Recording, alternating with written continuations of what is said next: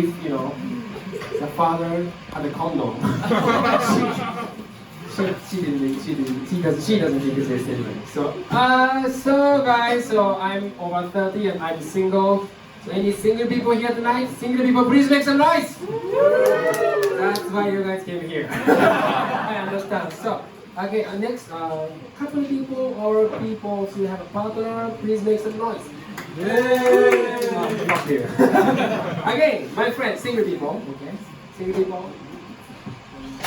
If you are single people, okay? Single people, please make some noise. Again, please make some more noise. Okay, don't be happy you are single.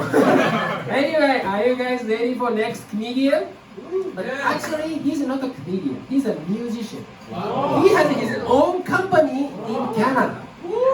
Yeah, and tonight he brought his daughter. Your father will perform. Yeah, so this is his maybe first time to do kind of like a comedy or talk in front of people.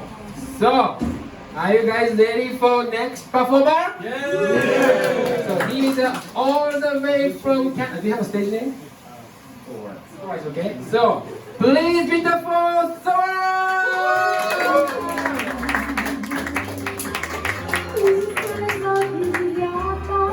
Thank you so much. Guys, let's give a huge hand for Meshida. Woo! So yeah, my name is Thor, and I'm from Canada. I'm actually from Nunavut, which is in the very north part, where the North Pole is. So those are my people. I've been in Tokyo now for about a week, and one of my favorite things about traveling to different countries and different cities and stuff is that every country kind of has a personality, you know? So in Japan, it's very black. In Britain, it's very like, and in France, it's very like, and the thing I always notice about Japan, you guys have probably seen this, is how hardworking these salarymen are. It blows my mind. And it blows my mind because in Canada, we don't have anything like that. And it blows my mind because in Canada, we have this thing called a mental health day. And in some workplaces, it's legally allowed once a month for an employee, a Canadian employee, to tell his boss,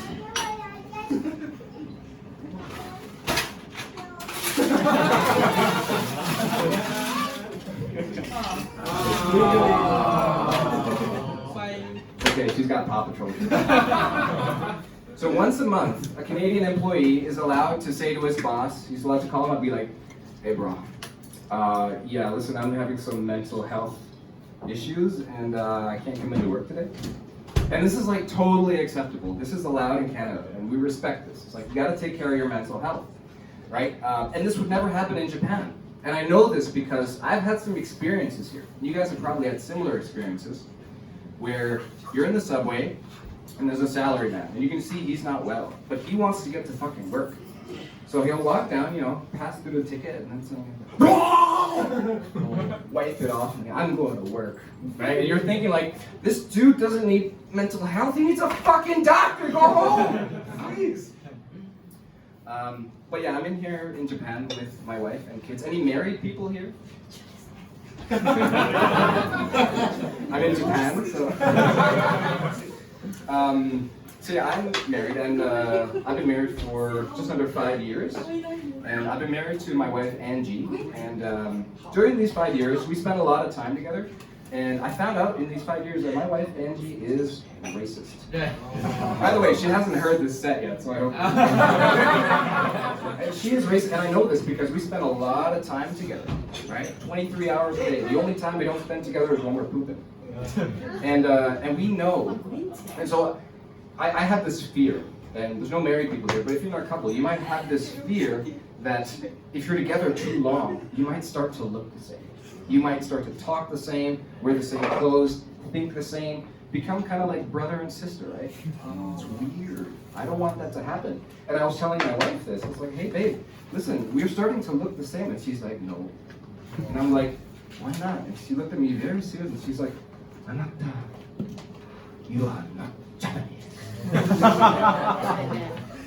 Now I'm from Canada, right? And in Canada, we believe you can be anything you want.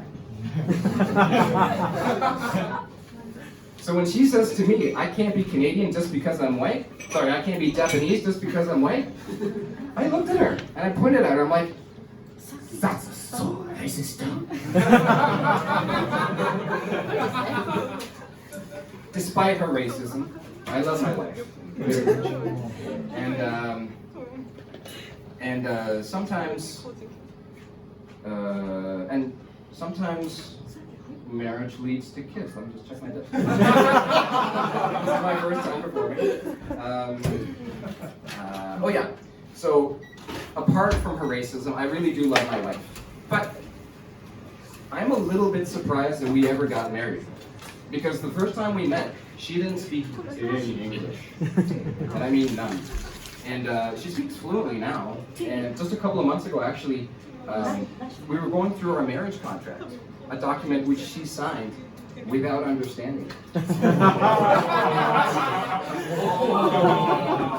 Now, before I go on, I just want to explain that us Western men, compared to Japanese men, I've heard, we Western men, we love to be romantic.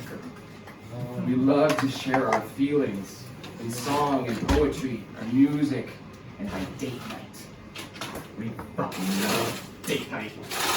And Japanese women, after marriage, in my experience, and the experience of some of my Gaijin husband friends, Japanese women don't seem to value it in the same way. And that makes us a bit sad.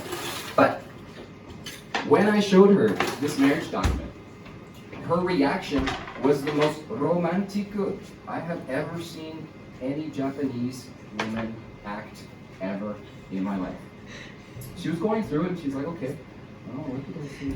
Okay, I promise to love you, okay? I promise to us till death do us part. Very sweet stuff, right? And then I'm looking at her afterwards. And then she's reading it and then she says, she turns, she looks at me. And she says, I'm not done. Not too bad. And my heart explodes! I gotta check my bit again.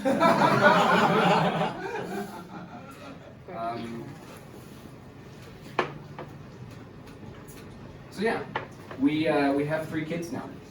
You've met one of them. She's been interrupting all the other comedians, so make me look better right there. Any parents in the room?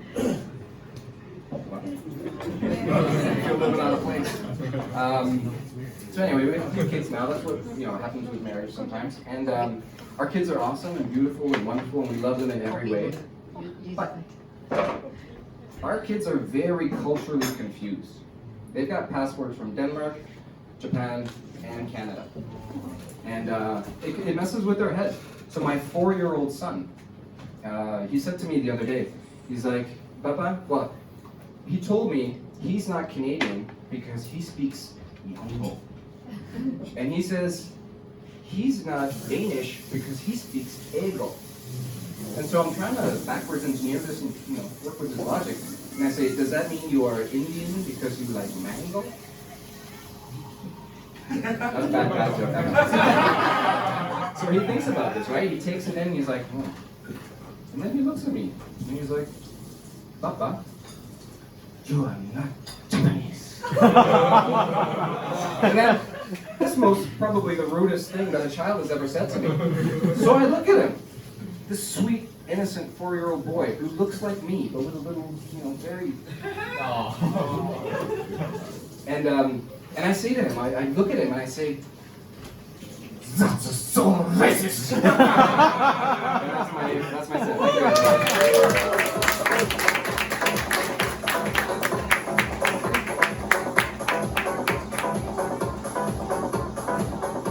So please be the full father. Thank you.